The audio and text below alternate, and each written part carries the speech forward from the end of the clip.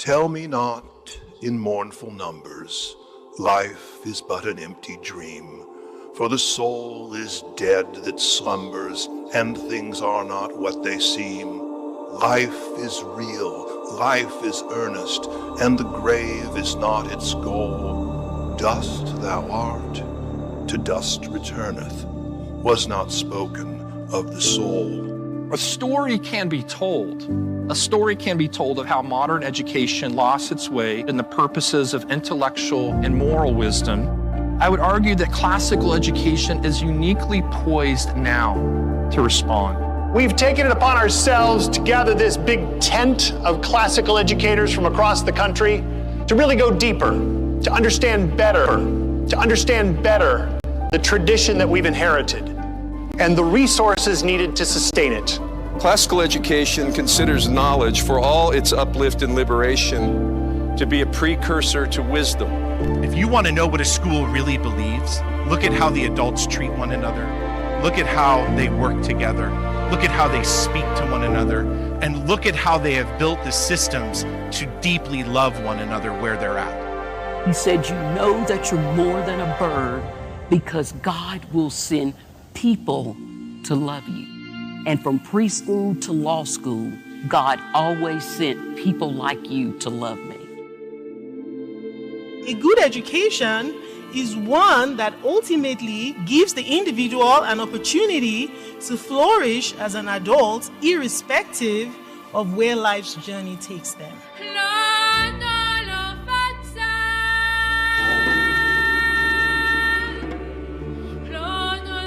We're not just giving them knowledge either.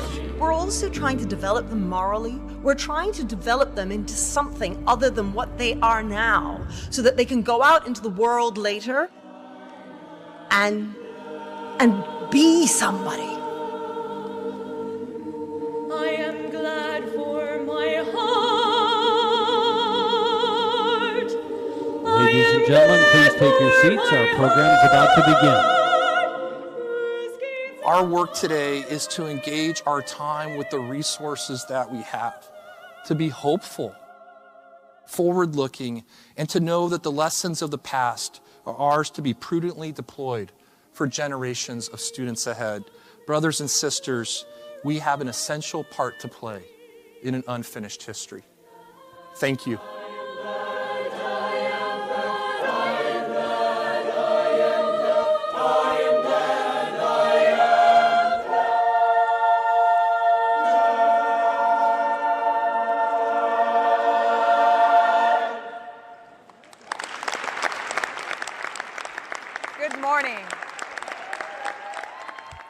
Good morning. It is so wonderful to see you all. My name is Lincoln Carpenter at our choice. My name is Geraldine Olson. I'm the Chief People Officer of Great Hearts. I've been with the organization for almost 19 years, most notably as a literature and humane letters teacher. I've been asked to start with a few practical items. As far as Wi-Fi, I recommend that you avoid that entirely. Don't check your email. It's not worth it. But if you must, I've heard that Wi-Fi tends to work best in the atrium, in the registration area where you came in, and also in the cafe. For coffee, yes, I highly recommend this. So no worries, there is a hot spot, as it were, available even closer all day in Ballroom C. We're still trying to figure out the intravenous approach to caffeination for teachers. Perhaps we'll figure that out by next symposium. We trademark it Racing Hearts. As far as the app, if you've downloaded it, make sure you stay up to date with sessions. There's a map available there. And of course, those badges that were mentioned last night, it is indeed a badge of honor to attend this symposium. So please wear it faithfully as you can. And if you get lost, if you need anything at all, volunteers have a gray lanyard on their badge. They will be able to direct you to sessions, help you with anything that you need. I can only say, don't ask Jake Tawney for directions. He tends to just put people in math sessions. It is our great delight to be able to start the day, as every day should start, with poetry. So if you will please turn your attention to the screen, I'd love to help you get to know our Great Hearts Bard competition winner from this last year.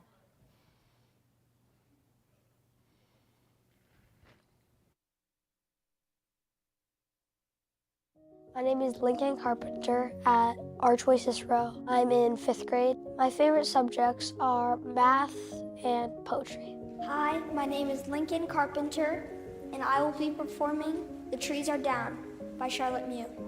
I had this tree I climbed all the time, and I came back a few days later after I almost finished climbing it, and it was cut down. They are cutting down the great plane trees at the end of the gardens.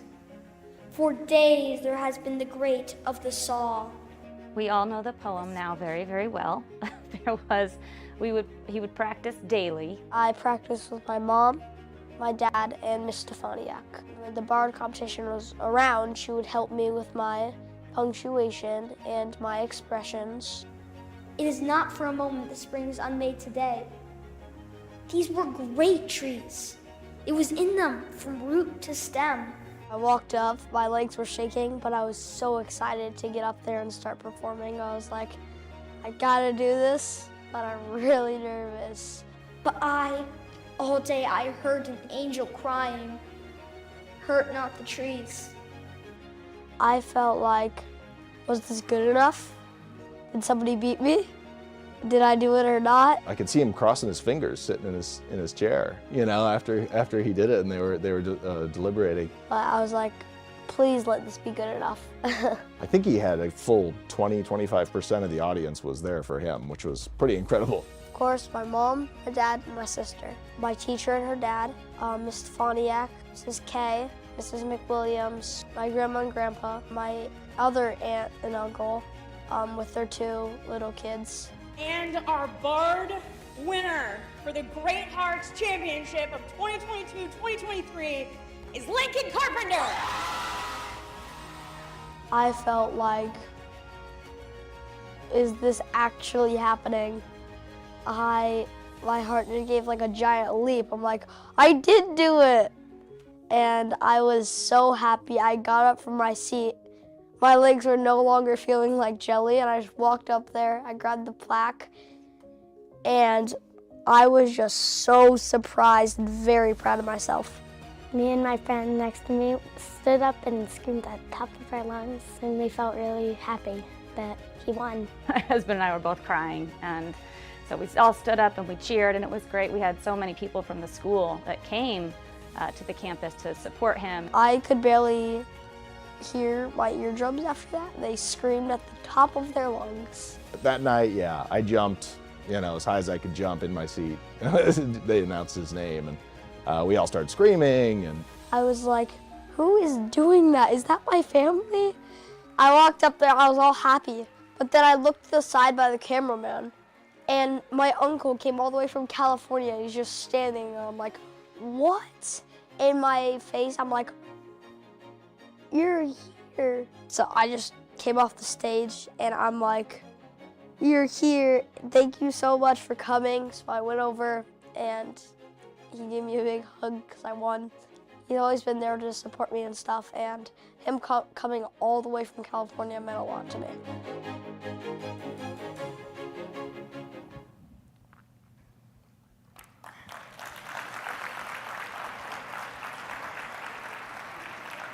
Hi, my name is Lincoln Carpenter, and today I will be performing The Trees Are Down by Charlotte Mew.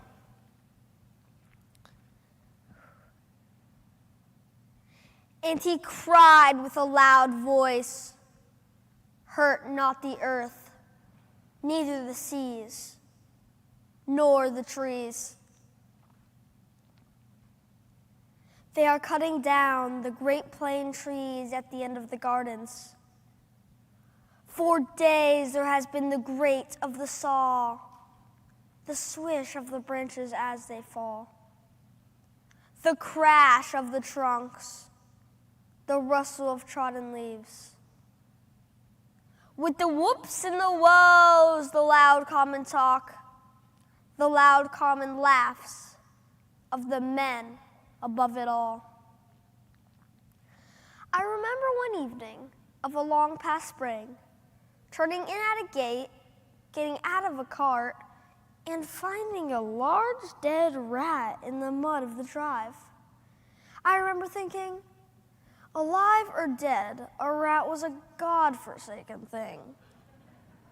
But at least, in May, that even a rat should be alive.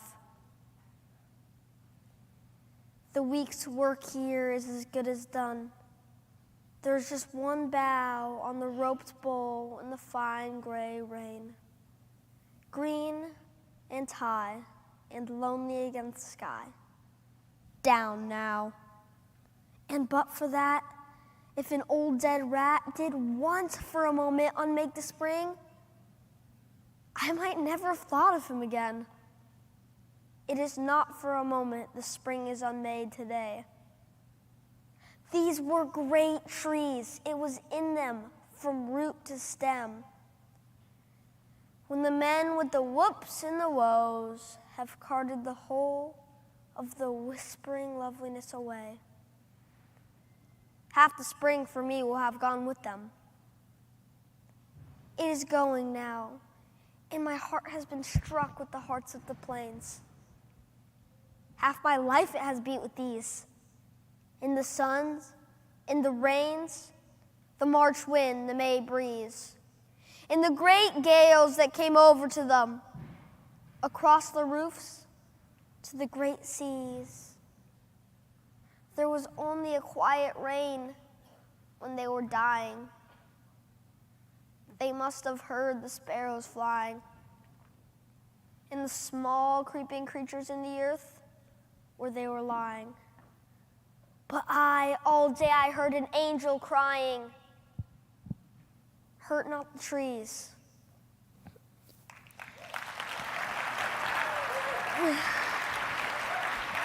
Thank you, Lincoln. Good job. Thank you.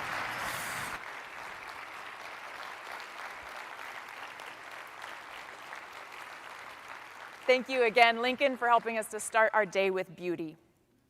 And now we ready ourselves to be encouraged once again about our commitment to the great books, these texts that are so essential to entering into the great conversation across space and time, that have been called the democracy of the dead, a collection of the best that has been thought and said, our tradition's access to the transcendentals that are our rightful inheritance as humans. This talk is sponsored by our dear friends at Cana Academy. Please make sure that you stop by their table and explore their resources that they provide for teaching these classical texts.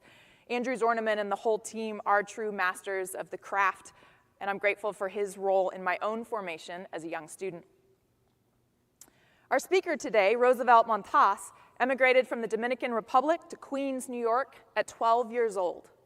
He eventually attended Columbia University, where he went through the renowned core curriculum, the Great Books program. He went on to earn a PhD in English and comparative literature, has served as the director of Columbia's Center for Core Curriculum, and has started a Great Books program for low-income high school students. He remains a senior lecturer there at Columbia and has recently published a book on the great books, exploring so beautifully how the power of these books, of a liberal arts education, is not just abstract, but is personal. One of my favorite lines from the text is when he says that liberal arts teaching and scholarship must organically emerge from one's whole life, not just from a career path. This is one of my favorite insights. It reminds me of what we often say at Great Hearts, that you can only teach out of who you are, what you love, how you choose to be formed. As we say, if human formation is the end goal of education, it is the human person that sits in front of our students that's the most important thing you can solve for. I know that I love the great books because I love and trusted my teachers first. From my homeschooling mother at a kitchen table in rural Arizona, to the teachers of tiny classrooms in a fledgling little charter school in a rented-out church building. Education is deeply personal. It is through community that we often encounter our first invitation to the transformative power of the great ideas and of beauty. It is community that can heal pain and help us, and alongside giving us great stories, help us tell our own stories more truly. So I am so grateful alongside all of you to hear more of the story of our colleague and speaker here today, please help me in welcoming Professor Montás.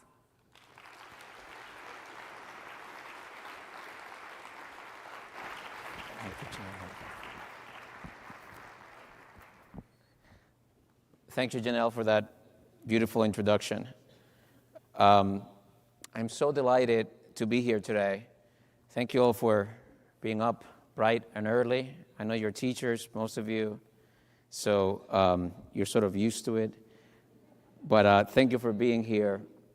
And really thank you for the work that you do. The reason why being here matters and is important is ultimately because of the work you do. And even though I'm not a direct beneficiary of that, I live in the society that benefits from that work. So I thank you for that. And I want to thank you, Carol McNamara, for being so attentive and with it and competent in making this whole thing happen. And I want to thank Robert Jackson, who began speaking with me about joining you at a symposium over a year ago. So this has been a long delayed and anticipated occasion for me. And I am truly honored to be addressing this audience. While much of who I am has been forged in higher education, the decisive contributions to the direction that my life would take were made by teachers before I ever got to college. And I know that many of you here today are those decisive teachers whose influence and care will shape the trajectory of the life of your students. So I regard this opportunity to address you as a great privilege. It's become something of a commonplace to say that you suffer from imposter syndrome. There seems to be a veritable epidemic of imposter syndrome in our society. So I'm not going to say I have that. I believe myself to be very much the person that I actually am. But I do want to note a feeling I have in speaking to you, that I have more to learn from you about being a liberal arts teacher than you from me, and that it's a kind of comic accident that I'm the one up here at the podium today. And that feeling deepens my gratitude for the gift of your attention this morning. I accept that gift of attention with humility and in the hope that what I have to say today proves meaningful to you. Some friends advised me not to accept the invitation to come and speak at the National Symposium for Classical Education. I'm sure you're familiar with the kind of criticisms that classical education and the Great Hearts Network receives. Some of my friends don't like the idea of an education based on the study of the traditional Western canon. And some others don't like the idea of charter schools. Others are allergic to the aroma of Christianity that adheres to the name Sacred Heart. I have something of a reputation among my friends for not following their advice. But I would be less than honest if I didn't acknowledge that I share some of those concerns. And the reason is that in the heat of our ideological polarization, everything, especially education, runs the risk of being politicized and swept into the vortex of the culture war. But the reason that I am here today is because we share a commitment. One might say we share a calling to broaden access to a life-transformative kind of education, a kind of education that is concerned not only with how our students will make a living, but with how they will live their lives. And we have a commitment to pursuing that kind of education through the study of works that have profoundly shaped the world in which we live and which continue to illuminate it. Works that give us critical tools to navigate and to have an impact on the world as we find it. If our public schools were not failing, and if they were not failing our most disadvantaged students the most, We might quibble about the best way to expand the reach of liberal education. But in fact, the situation is dire. The house is on fire. The need to revitalize K-12 education is urgent. Because we share fundamental commitments, and because of how critical the work you do is in advancing those commitments, I am honored to be a speaker at this year's symposium. Those of you who have read my book know that I have a personal stake in this fight. The reason I am standing here is because so many of the extravagant things we say about liberal education are actually true. I have experienced them. And besides my own experience, like many of you, I have also seen liberal education transform the life of students who show up in my classrooms, many of whom, like me, come from low-income families and from circumstances that are absolutely stacked against them, stacked against the full development of their human potential. So I see liberal education as a moral imperative in our society today, as an imperative that we, as a society, are failing to meet. For a long time, I have been criticizing and pushing back against a politically motivated rejection of liberal education from the left. Lately, I have also found myself criticizing and pushing back against a politically motivated embrace of liberal education from the right. In March of last year, I published a piece in The Atlantic with my friend Annie Abrams that ran under the headline, "The Defenders of Liberal Education Are Destroying It." Part of what we criticize in that piece is a simplistic tribal logic that goes something like this.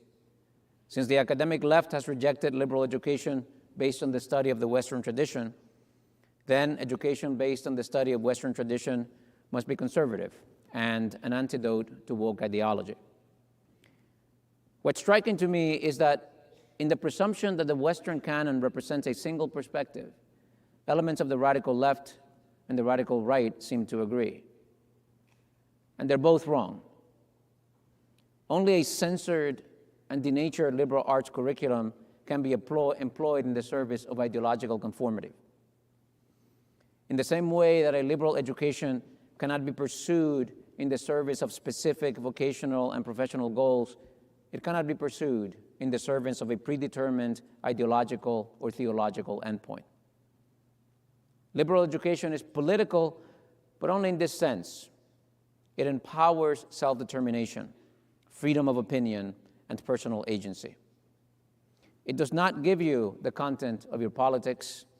It cultivates the capacity to see for yourself and to resist the herd mentality and tribalism around you. You will have noticed that I use the term liberal education rather than related terms like the humanities or even classical education. In this too, I go against the grain of expert opinion. An executive at Gallup called the term liberal arts education a marketing disaster. One can see his point. Liberal arts education manages to combine the political baggage of the word liberal with the reputed uselessness of studying art.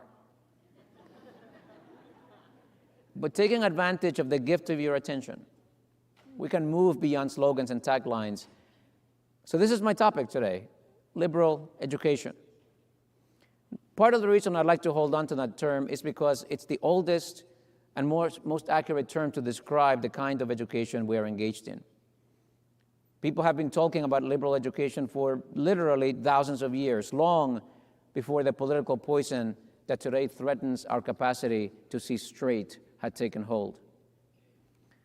And I suspect that we'll be talking about liberal education long past the political storm clouds that seem to cover our horizon. And let me say, while it's still early in my talk, I hope it's still early in my talk, that though liberal education is an old topic, it is also an urgent issue in our society right now. Our political culture is faltering, and it is fracturing precisely along the lines that a liberal education is meant to address. At the same time, educational institutions across the board are walking away from liberal education, diluting it, shunting it to the side. The moral deformation that we see in our politics is of a piece with our society's neglect of the education of free citizens, our neglect of liberal education.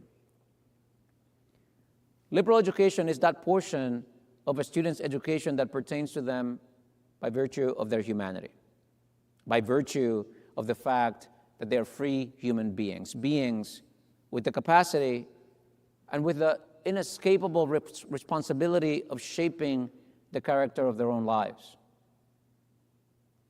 The idea of liberal education, as you probably know, goes back to the ancient slave democracy of Athens. Until recently, democracies were always slave democracies. The great innovation of America was to attempt a democracy without slavery, an attempt that began with the 1863 Emancipation Proclamation, not in 1776 with the Declaration of Independence, and not with the 1789 Constitution. Someone suggested that I should call this talk the 1863 Project. But in the slave democracy of Athens, where it was invented, liberal education was conceived as the education that was appropriate for a free citizen. Aristotle spoke of it as a kind of education that was given not because it is necessary or useful, but because it is noble and suitable for a free person. Now remember that Athens was a direct democracy. Every citizen took part in the city's governance by voting on laws, taking turns at holding political office, deliberating on juries, serving in the army, etc. The point of a liberal education was to equip citizens for the task of collective self-governance. It turns out that this task, self-governance, at either the individual or the collective level, is no straightforward task. It, in fact, requires a very particular sort of cultivation, a kind of tending that is less concerned with the transmission of facts than with cultivating specific qualities in an individual. To this day, democracies depend on a citizenry capable of discharging the civic duties for which a liberal education prepared Athenian citizens. Indeed, and I don't say this lightly, the possibility of democracy hinges on the success or failure of liberal education, and of its being not just an education for the elite, but an education for the demos, for the people at large.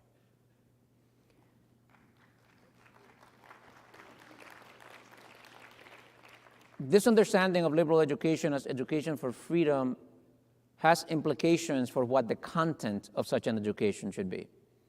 And it also has implications for what the form in which such an education can best be delivered.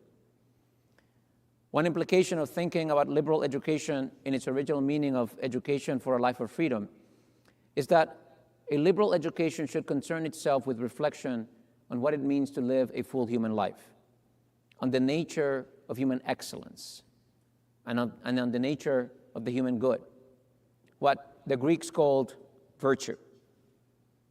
An obvious way to pursue this form of education is through curricula that focus on works that grapple with the core questions of politics, religion, and philosophy in ways that have shaped our world.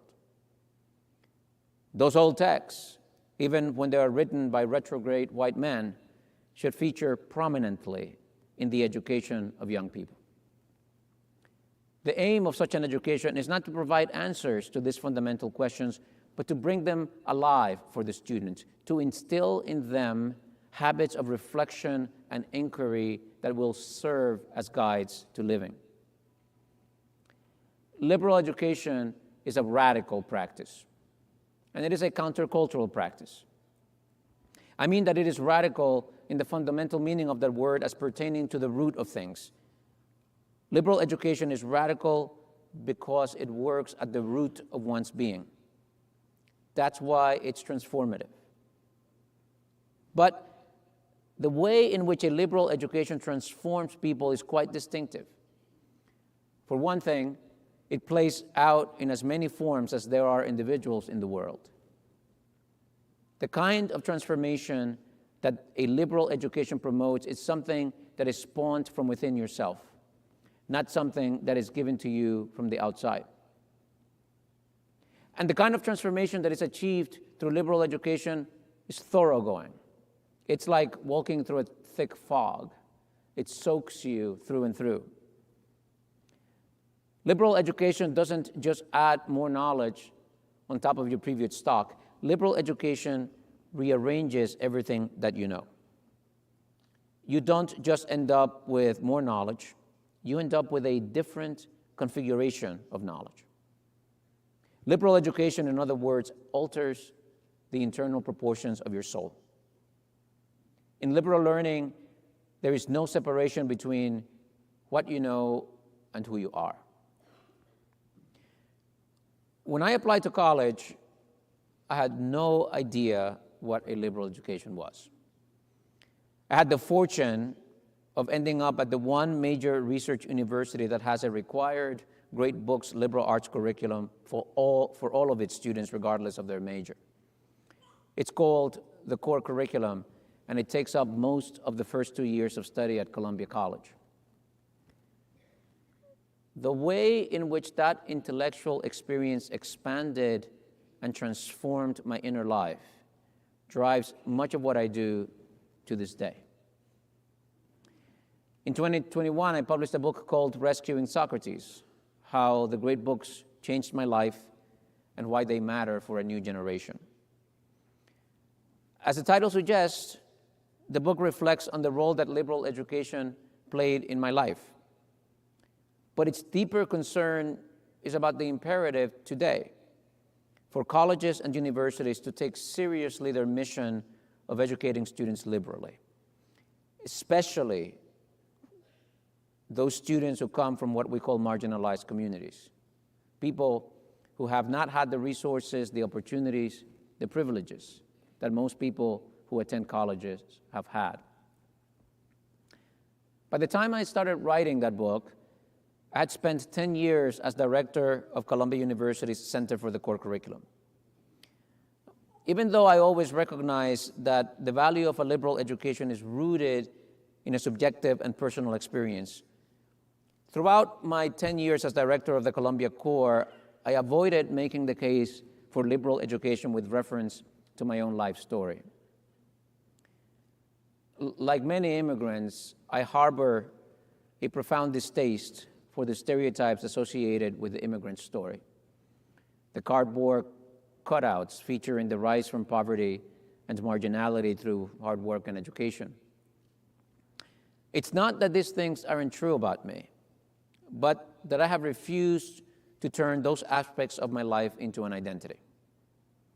I did not want my case for liberal education to be about my story. Yet, the experience of liberal education is inescapably personal, subjective, specific. So I knew that I could only write a book on liberal education in the first person and with my whole self in it. So the case I make for liberal education in the book synthesizes insights that had developed over the course of my academic career with an honest examination of my inner and outer life and how it has been shaped by my liberal education. This is what Rescuing Socrates is about. With your indulgence, let me place some autobiographical details before you. I grew up in a small rural town in the Dominican Republic, and I came to the United States not speaking English 2 days before my 12th birthday. When I was a child, my little mountain town was still immersed in the agrarian and pre-industrial rhythms of the 19th century. It extended 6 streets in one direction and 4 in the other.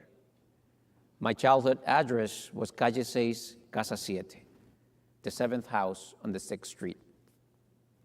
I remember when the roads were paved in my town, and I remember when we got running water. I grew up without a television, without a stove, without a refrigerator, without a phone. Sometimes I joke that I was raised in the 19th century and that the people who raised me had come up in the 18th century. So there is considerable distance between the world in which I grew until I was 12 and this podium.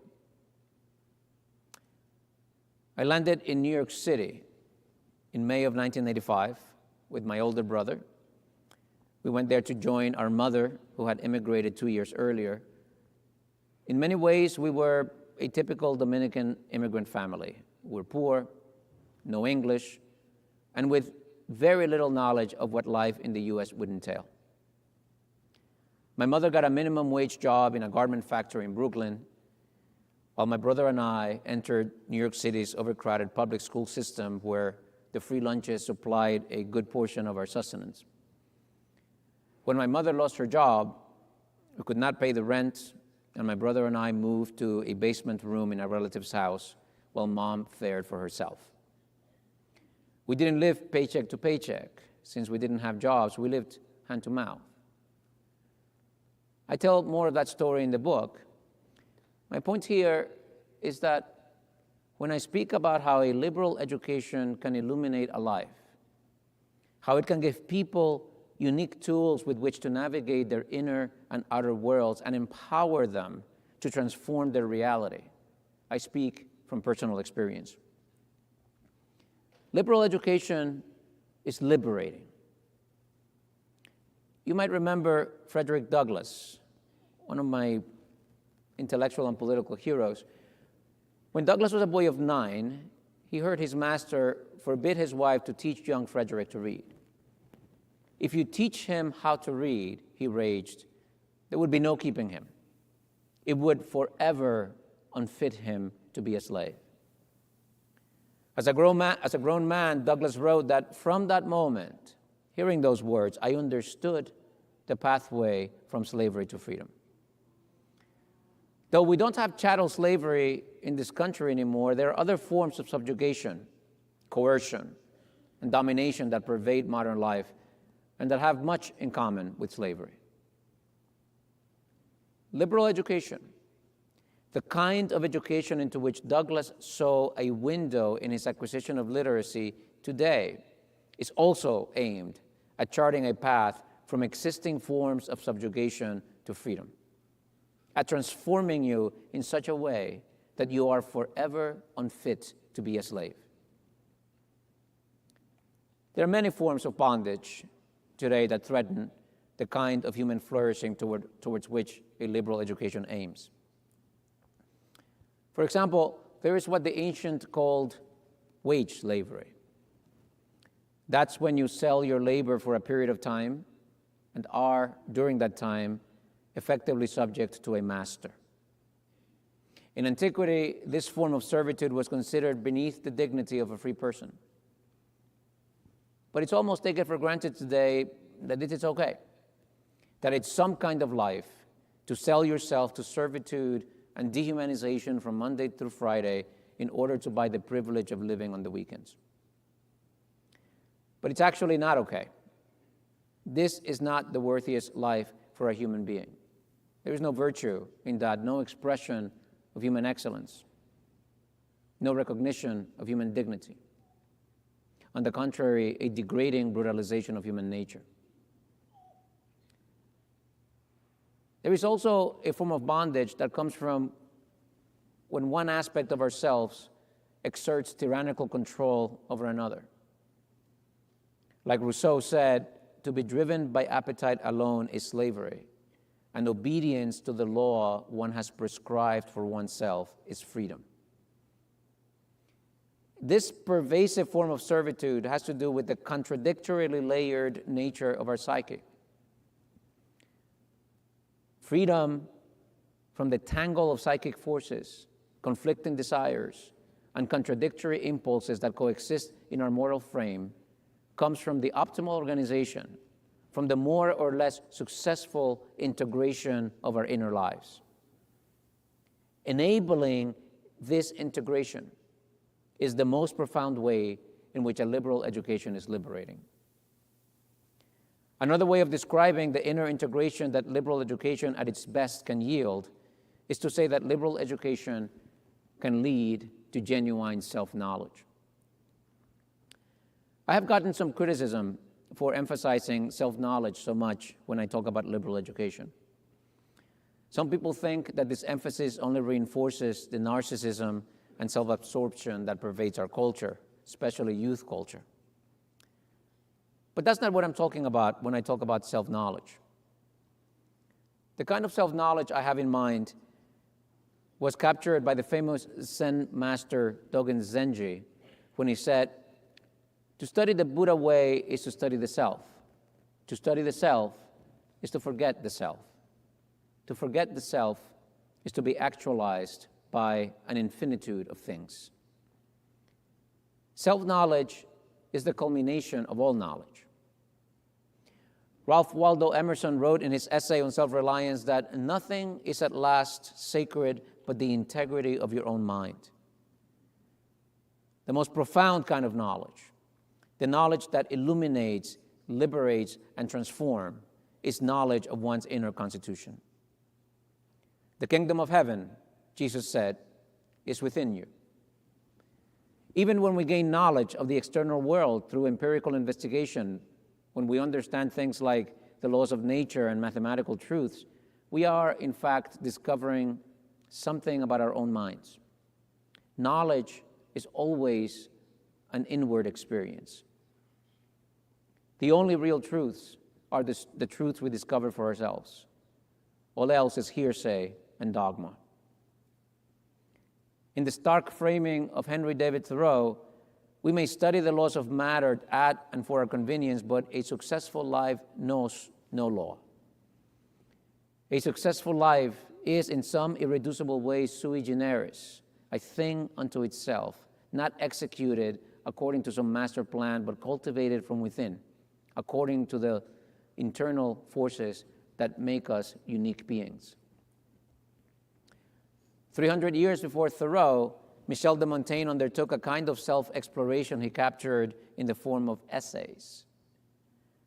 The resulting collection of meandering, idiosyncratic first-person investigations of his inner and outer life is a paradigmatic example of a liberally cultivated mind.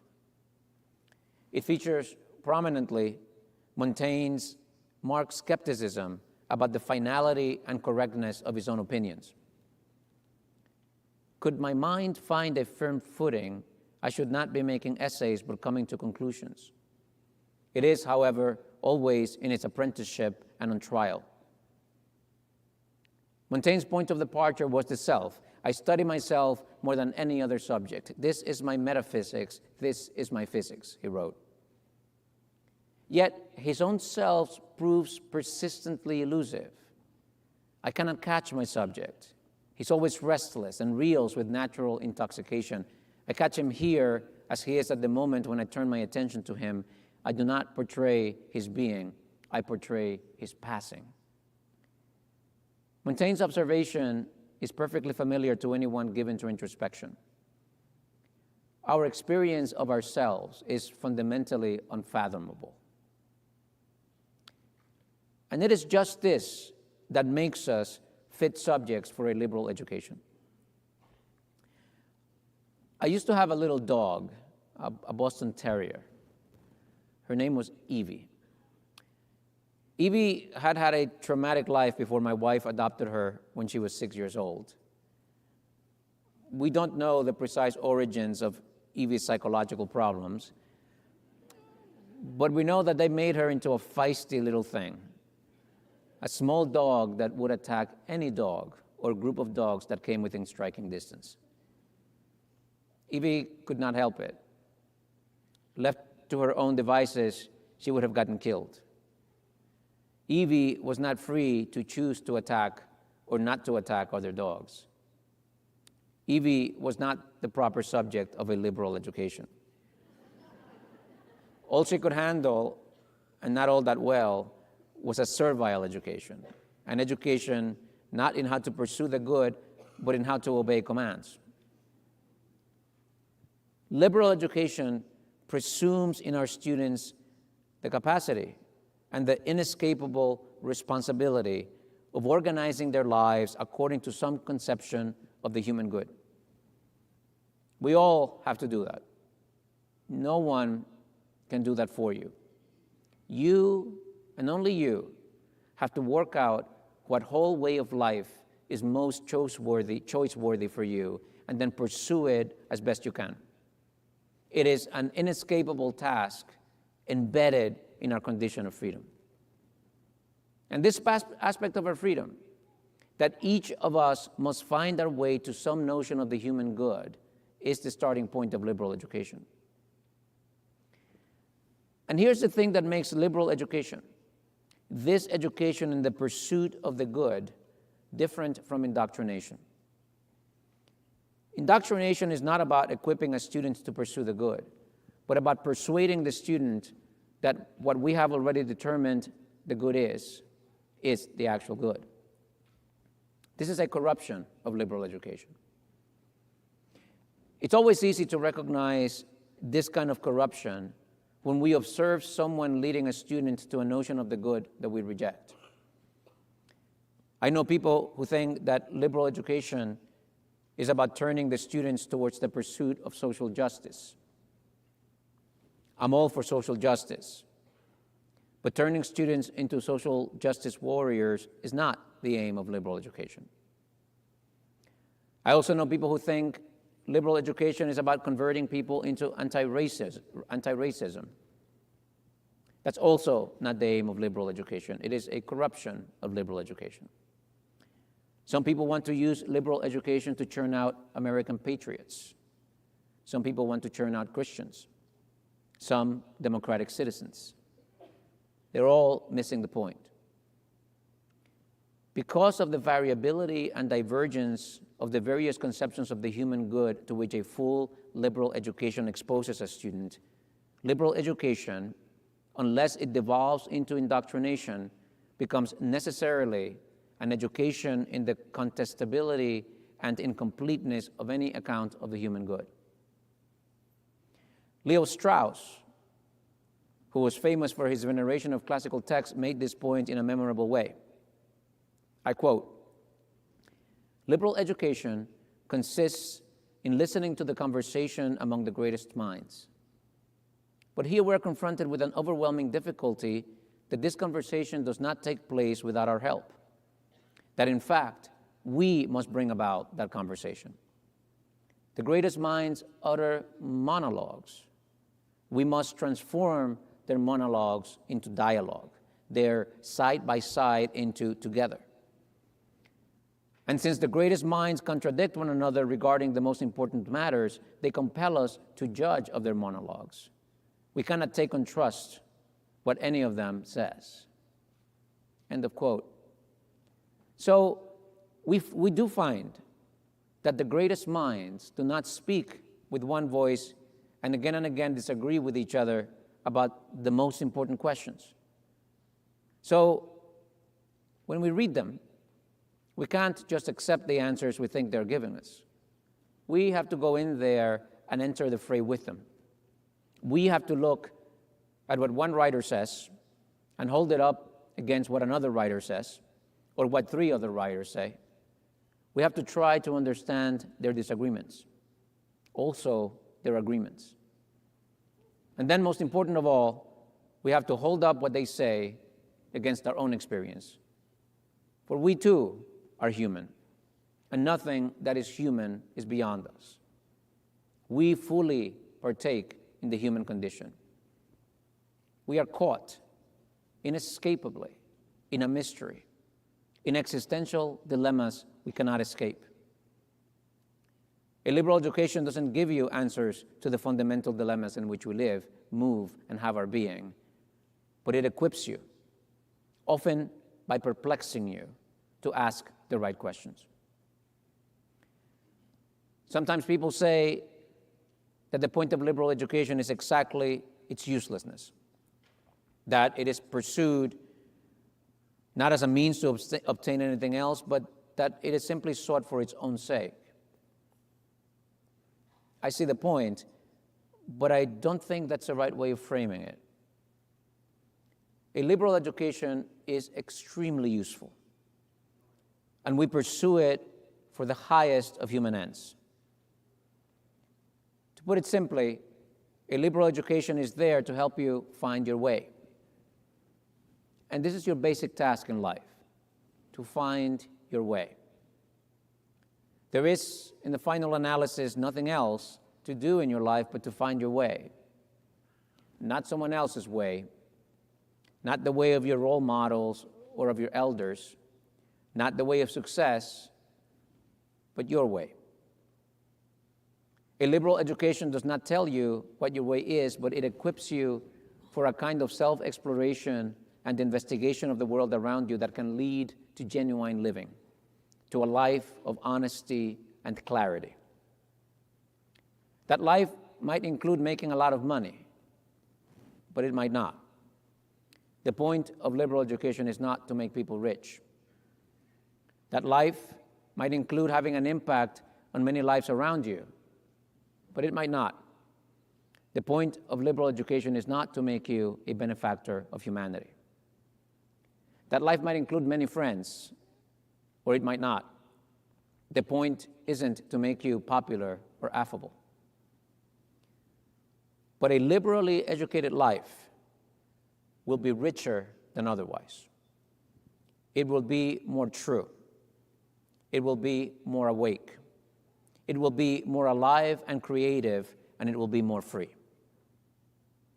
To modify a quote from Henry David Thoreau, if a liberal education does one thing, is to ensure that when you come to die, you don't then discover that you have not lived. I never know quite how to end a talk, so I'll just end here by expressing my thanks for your exemplary attentiveness this morning. Thank you.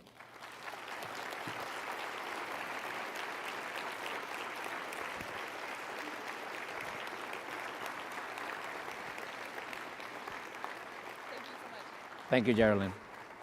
We will actually, again, have time for some Q&A. We have a little bit of extra time this morning, so please do, if you have a question for Professor Montás, come to the open mic here down at the center. I'll start with a question.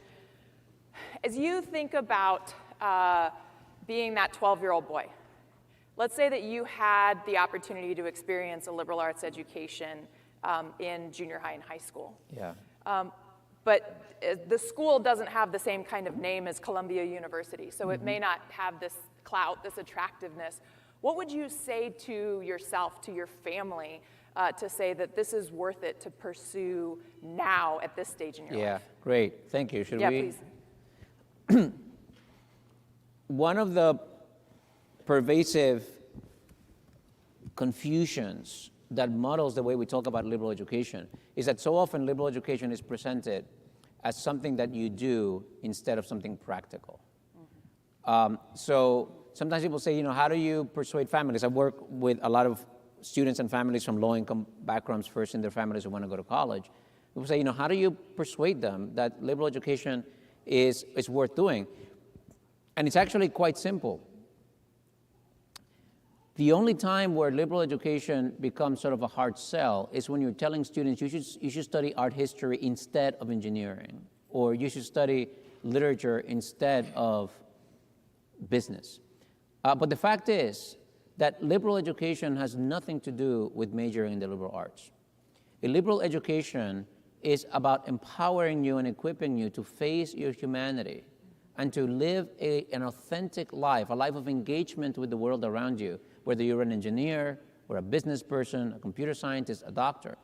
And when you tell people that you can be whatever you want to be, but we're going to expose you to the debates that have shaped the fundamental ideas of our society, the concepts that have structured our politics, our laws, our religion, that we are going to equip you with a way of looking at the world today and sort of seeing it with a kind of X-ray, and equipping you with the tools to be a more effective agent in shaping and engaging the world around you. And you can do that as an engineer, you can do that as a doctor, you can do that as a business person, you can do that as an artist, but we're going to equip you with that. There is nobody who doesn't want that. And I think if as a 12-year-old, I had been told, one way that you can do your education is to encounter the ideas and the debates and the origin of the issues that structure your life today. The origins of the structure of the society in which you live. We want to make that part of your education. I think I would have loved that, and I think my parents would have loved that. So again, I think it's really key that we don't present liberal education as one among several tracks in education. Liberal education has to be the foundation. Liberal education has to be the bread upon which the specialized butter gets applied. Yeah. Appreciate that. Great. Thank you very much. I love the talk. I really appreciated the difference you drew between a liberal education as freeing and servile education. You use the example of your dog as she being prepared to receive commands, but of course in antiquity, a servile education was an education for money making, right? Whereas a liberal education, it's an economic liberty to be free from having to worry about making money. Right. And so my question is, as the cost of higher education increases, are we creating an environment that is fundamentally non-conducive to practicing the liberal arts and a sort of economic indentured servitude for students who graduate with hundreds of thousands of dollars in debt? Yeah, great, thank you. That's such an important question. And it's one of the reasons why bringing liberal education to the K through 12 space is so fundamental. You know, sometimes I have a footnote where I allude to this in my book. Sometimes I say, you know, what am I doing working in higher education? The real work, the real critical labor of liberal education has to be at the universal level. That is, liberal education in a democracy has to be universal education. And universal education in our society is K through 12. So first thing we need to do is to make sure that the K through 12 education is a liberal education. That it is not only those people who go to college and who choose, for whatever reason, in college to pursue a liberal education. The other thing is, in higher education, the thing that I worry most about what's happening in higher education is that we are experiencing a bifurcation where liberal education is again becoming the province of a privileged elite. And that's the way college used to be, right? College used to be up until the Second World War. College used to be something just for the elite. There's a line in Moby Dick where when Ishmael is signing up to go on this ship to hunt whales, the people signing him up who own the ship say, "Have you heard of the Captain Ahab?" No. And they say of Captain Ahab that he has been to colleges as well as among the savages. And the thing I like about that line is that going to college was about as weird as living among the savages. It was kind of comparably extreme. And we're moving in that direction again. After World War II, with the passage of the GI Bill, it flooded colleges and universities with regular people. You know, children of farmers, working class people. Now we're coming back from service with a ticket to college. And that caused an explosion of access into higher education and an explosion in the sector, in the kinds of institutions that we had. And then in 1965, you had a Higher Ed Act, part of the sort of the Great Society program that provided a lot of financial aid and federal financial aid. You had sort of the open access movement in the 70s. That has gone into reverse. And now we are seeing a shrinking of access to higher education. Part of that shrinkage comes from the cost of liberal education. I think that families who are wealthy and privileged will continue to send many of their children to liberal arts colleges and pay for a liberal education.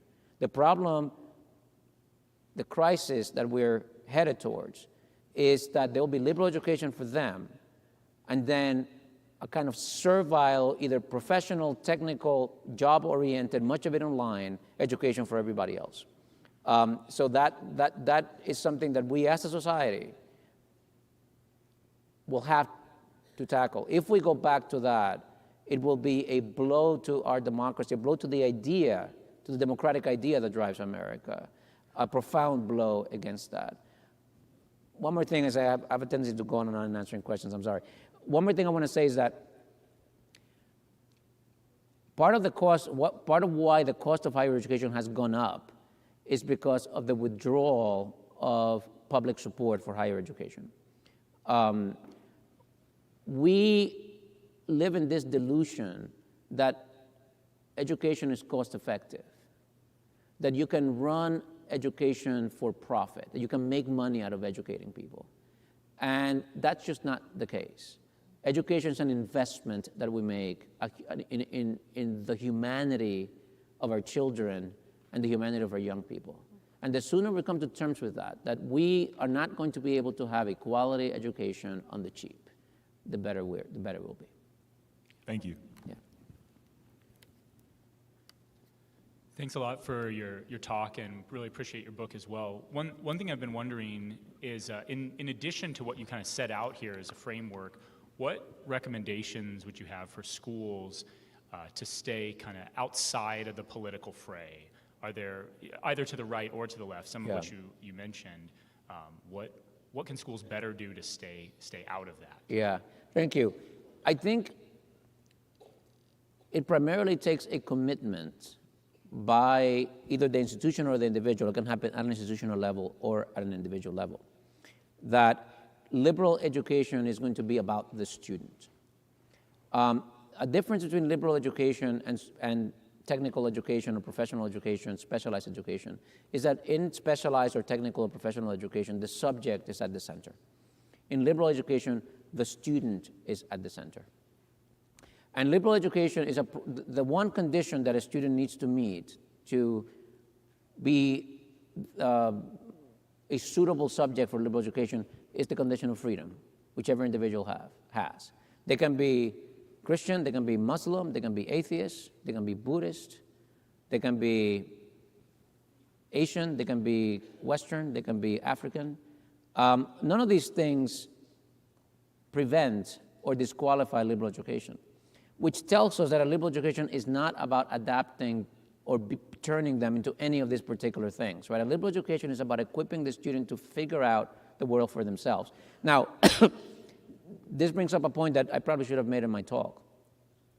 Often, people mistake or abuse the notion that a liberal education, which is about the human good and about what a good, meaningful life looks like, does not have a preconceived idea of what that is for the student. Sometimes people confuse that with the notion that there is no such thing as a good life versus a bad life, or with the idea that there is no such thing as a good, that there is no such thing as truth, that there is no such thing as beauty. And that is exactly, I mean, you cannot do liberal education if you unanchor yourself from the notion of the truth, from the notion of the good, from the notion of beauty. It's precisely because these notions are there as guides, because these notions are there as things towards which we strive, things to which we seek. It is precisely because those things exist there that liberal education is possible. Mm-hmm. So the fact that we are not there to give them the answers does not mean that the questions that we ask are answerless. That's really important. Yeah. Thanks a lot. Oh, this microphone is high. I'm going to just, maybe not. Can you pull it out? Help. It's coming. That's someone who has sympathy with this problem. Yeah. Thank you. Hi, Roosevelt. It's good to see you again. Nice to see you. I want to thank you very much for your lecture, which I thought was beautiful and also incredibly important. Your outlining at the beginning of your lecture about the resistance of your friends towards talking seriously about liberal education, I think is enormously important. And so I wanted to ask if you could go back to that a little bit and talk about maybe whether there are ways that exist in your mind or in your educational practice that allow us to either open up the canon with new and different texts or provide us with new approaches to the canon that can make the idea of liberal education friendlier and more appealing to people who feel as if it is a giant wall of texts that have nothing to do with them and with their lives. Yeah, thank you. how do you make this more accessible? How do you make this more welcoming? Because there is an air, you all live in this space so you know it, that there is an air of elitism about it. There is an air of sort of, there's a class mark to liberal education, and there is a class mark to the classical tradition, right? The classical tradition for a long time was a very clear marker of your class. If you could read Greek and Latin, you were of a certain class. And you could only read the classics in Greek and Latin, right? So it was this preserve. So that atmosphere continues to cling to it. One of the most important things you can do is to get people who have traditionally not have access to that to have access, right? It is when you see, and I experience this every summer when I teach rising high school seniors from low-income families, wish to be the first in their families to go to college. I teach them Plato and Aristotle and Hobbes and Locke and Thucydides. And I see the way in which they discover that these texts speak to them, the way in which they discover that these texts are not alien, that these texts are not things that belong to someone else, that these texts belong to them. So one way that we do is to expose them to it, give them exposure. Another thing that we do, you know, sometimes people talk about culturally responsive pedagogy, which can and is often abused to just dilute the syllabus to, or the content of the thing to where it's, you know, little more than affirmations of how great you are or something like that, or how great your culture is. But I think a conception of what makes, you know, we're gonna have a panel about what makes a great book, what makes a classic. A conception of the fact that what makes a great book is its capacity to speak to our fundamental shared humanity. And that those books and works of art that speak to our fundamental shared humanity come from everywhere. And they come from every time period. There are contemporary books that do that. And there are books from very different kinds of cultural traditions and religious standpoints that do that. So I think being self-conscious and open about that fact, thinking of the canon not as a thing that's given and done, but as a thing that we're constructing together, as a thing that every time that we teach a syllabus, one of the questions we're asking is this a syllabus that we should be teaching? And the experience of the students is one of the data points that you use to answer that question. So I guess to summarize this is make it accessible to people, because you will find that many more people identify and resonate with it than they think they would before they encounter it. But the second thing is make sure that you don't have a doctrinaire presentation of these are the works and the only works. Yeah. Thank you. I think we should be able to get through the last 4 questions here, but we might need to keep it pretty concise. All right. What's our end point? We should definitely be done in about 10 minutes. Okay. I will calibrate my answers such that I can get through 4. Hi, my name is David Rothman. I want to thank you not only for the brilliance of both your book and your talk, but for their courage and even bravery. So I have a tough question to ask. It's hard to ask and hard to answer. I would even understand if you didn't want to answer it. But those of us who are involved with higher ed and follow it, of course, have been seeing the news coming out of Colombia as reported by people like your colleague, Shai Davidai. And I'm wondering how one might respond to the challenges that have been raised so recently in this regard on these campuses, and perhaps in passing with a note to the Calvin protocols, which are once again being raised as a way to respond to these kinds of challenges. What protocols? Calvin, you know, of the University of Chicago protocols, and how you approach these very difficult issues.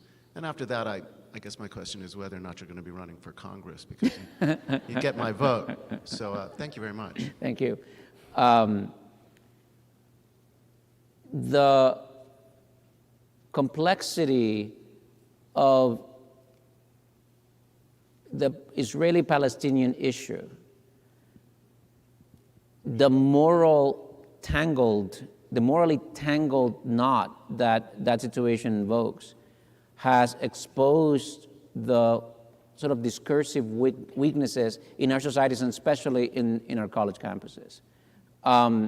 So Colombia has always been a front in the Israeli-Palestinian conflict. And, you know, as things go there, things go to Colombia. It's always been the case. And what we have had at Colombia is a sort of a mini version of that larger conflict. That is, after October 7th, you know, there's initial outrage and sympathy by many people at Columbia. It was kind of the overwhelming feeling, with the exception of some radical voices. Or there were some radical voices on campus that celebrated the October 7th attacks. But those were really marginal and were immediately marginalized. Then came the Israeli response to the attacks. And as time went by, the dynamic and the conversation changed. And as you know, I'm not saying anything new here. I said I was going to keep this short. I'm not saying anything new here, but the overwhelming response, military response of Israel, which we knew and they knew and everybody knew that it was going to kill many, many, many, many civilians, many more civilians than militants. That response, condemnation of that response, which I think is a morally defensible, sound position. You can't condemn and criticize the scale of the response. But that criticism and response has become a cover for very nasty anti-Jewish and anti-Semitic rhetoric to emerge. So that's true. So we find, the complexity, the fact that it's so difficult to find a high moral ground from which to speak about this issue has exposed the discursive weaknesses on our campus. The fact that students, and the shameful thing to me is faculty. I can forgive a lot from students who are enthusiastic, who have a kind of zeal and a moral fervor, and sometimes a false clarity. I can forgive a lot to that, but the faculty has shown itself to be inadequate to the complexity of the situation. So it's a lamentable thing. I do think that it is, in the end, salutary. That is, that it is in the end, that it exposes that weakness and that it forces people into uncomfortable situations will, in the end, have a salutary effect. The fact that we're talking, the fact that we're debating policies, even the fact that we're very angry at each other about the way that people are handling this, in the end will have the kind of metabolizing effect that we want to have, that kind of education in civil discourse, education in understanding the other. But we have to create the spaces in which the conversations can happen. I, in my classroom, try to make those spaces. I think that I have some success in that. But part of what we have to do as liberal art teachers is to create those spaces in which those kind of conversations can happen. And part of the way that you create those spaces is by generating a kind of trust and affection and bond between your students. That's part of what we do in the classroom. We somehow fertilize a soil that will produce the kind of bond, the kind of trust, the kind of generosity from one student to the other. We can do that. And the liberal arts classroom is the space to do that, not the rally, not the demonstration, it's the liberal arts space in which we can do that. Last thing I want to say about this is that universities in general have not been doing it. That is, universities in general have not been equipping our students with the kind of education that allows them to navigate these waters. And it's part of the problem where we're seeing this breakdown today over this issue, but a few years ago over race issues, and some years before that over different issues. That is, this inadequacy of our campus culture to navigate morally complex situations. Thank you. I'm not running for anything. I appreciated the ways in which you endorsed liberal education in a K-12 setting. And I think that there is a challenge that is somewhat distinct. I know it might be present at the college level, but at K-12, the challenge of creating discipline is distinct. Many entering kindergartners are not that different from a Boston Terrier. So how do we get I from live this- with one, a kindergartner, that is.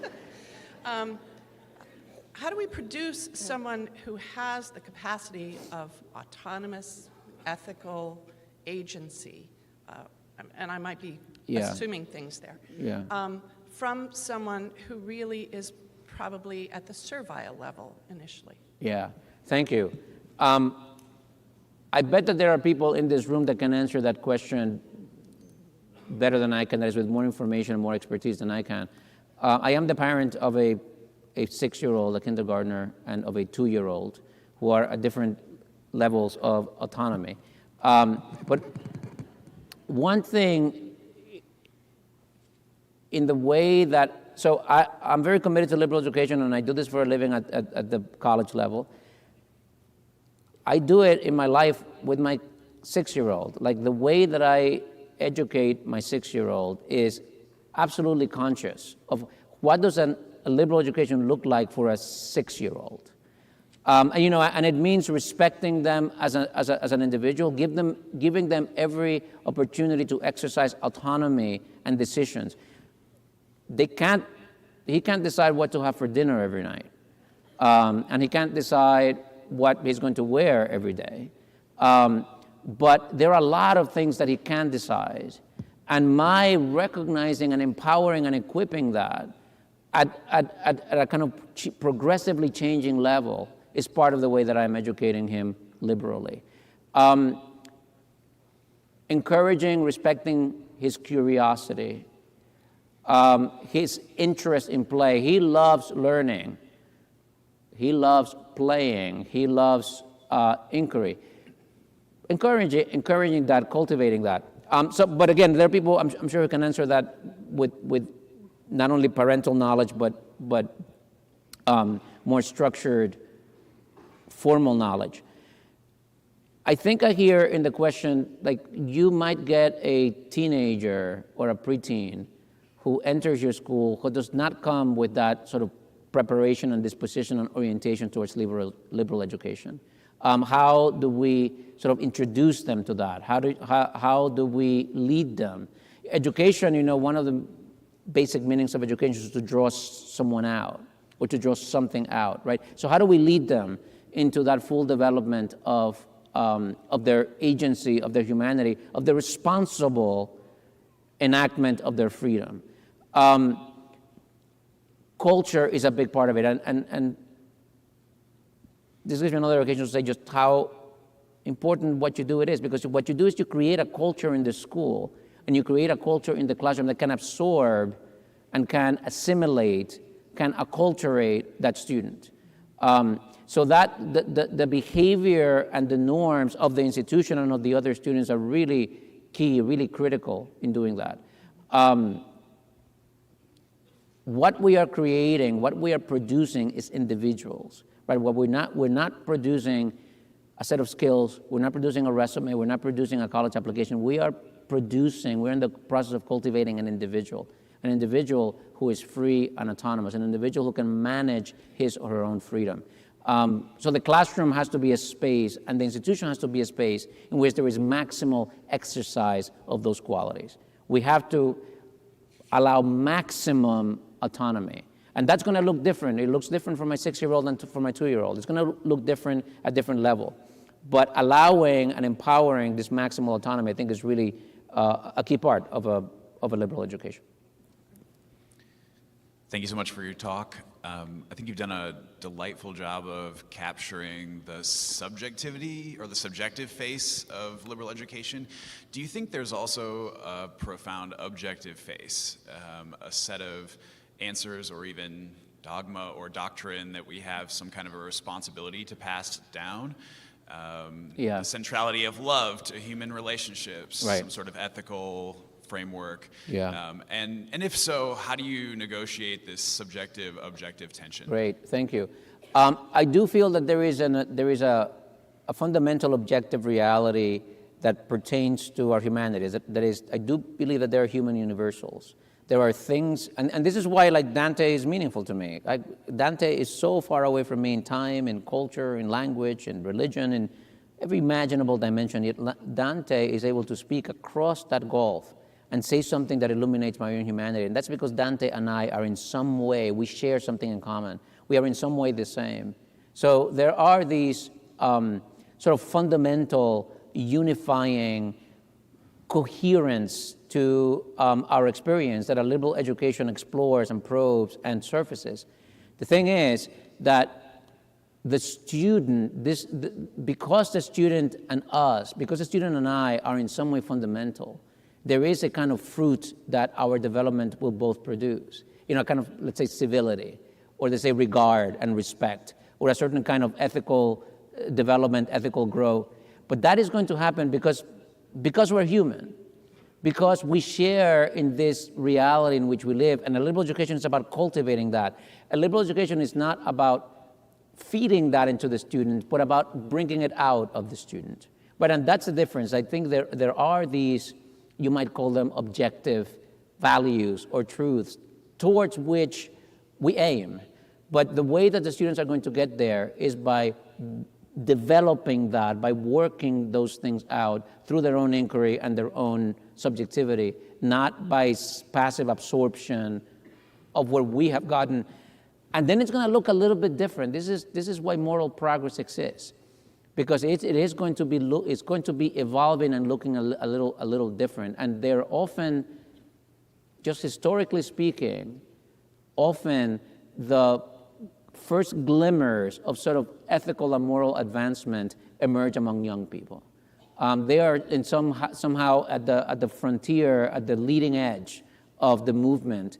And part of what we do is equip them to occupy that position, guide them to occupy that position, sort of lead from behind in a way.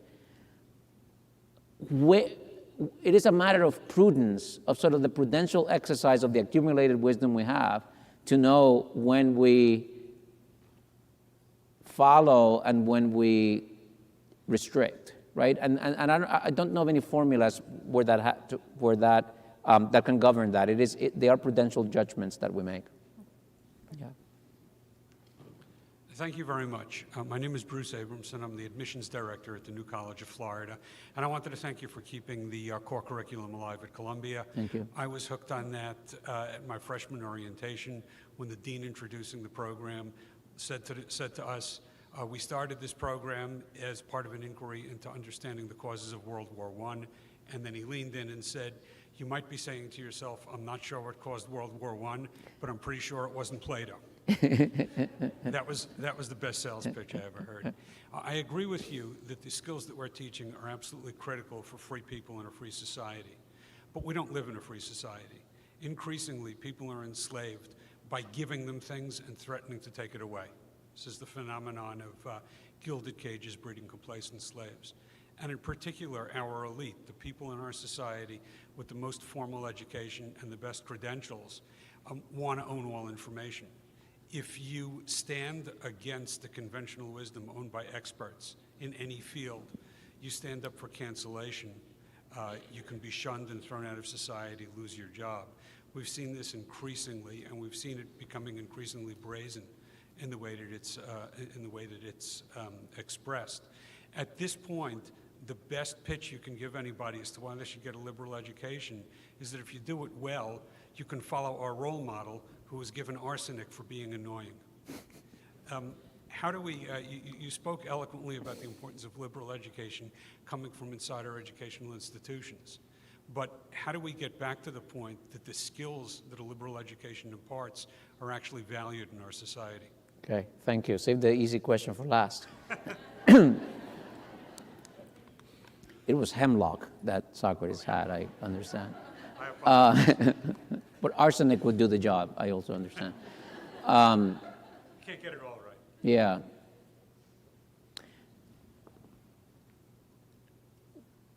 We live in probably the freest society there has been in history. But freedom is a tricky, slippery thing. One of the ways in which we embody that freedom, those commitments to freedom that in our society, is by having a democracy. Yet a democratic life is lethal to independent thought. It is a huge problem. It is a huge damp on independent, creative thought, because the consensus of the majority is just so powerful. It's something that de Tocqueville is very worried about, right? De Tocqueville comes Democracy in America, and he's really, really worried about the pervasiveness of opinion. It's not laws that are going to curb your freedom. It's not laws that are going to control your thought. It is public opinion. It is what he called the tyranny of the majority. And I'm glad that you brought up Socrates, because Socrates is the paradigm of a liberally educated life. Someone who stands aside and someone who questions the consensus. Someone who questions what everybody takes for granted and does not want to question. What does a society where there are more and more of people like that look like? We have yet to see. But that is our goal.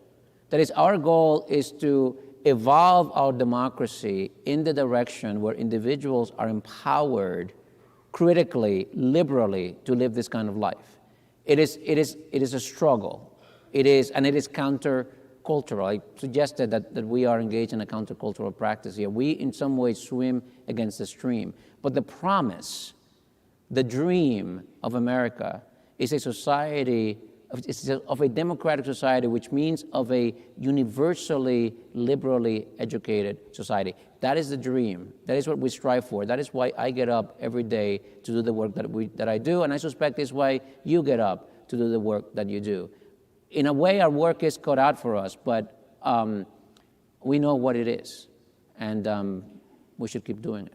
Yeah, thank you.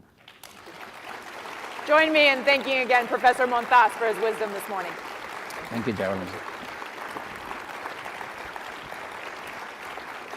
And we are headed off to workshop soon, so I'll welcome back Carol to give us a few more housekeeping items.